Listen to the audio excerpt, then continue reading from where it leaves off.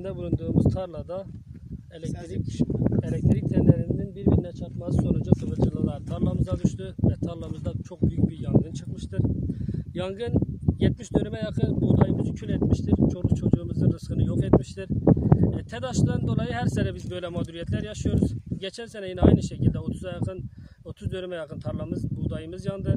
Yine dün aynı saatte şurada sağ tarafta bir yangın çıkmıştı. Orada da beraber söndürmeye çalıştık. Yani her sene 50-60'a yakın dönüm tarlamız yanıyor ve biz sürekli mahkemelerde TEDAŞ'ın peşinden koşmak zorunda kalıyoruz. Sürekli onarım, bakım adı altında elektriklerimizi de kesiyorlar adamlar ama bugün bakıyorsun yani madem bakım varsa bu teller niye kopuyor? Bu teller niye birbirine çarpıyor arkadaş? Hani yetkililerden gerçek anlamda artık bir çözüm buluyoruz. Biz çözüm bekliyoruz. Çözüm bulunmasını istiyoruz arkadaşlar. Yeter yani. İnsanlar artık mağdur olmasın.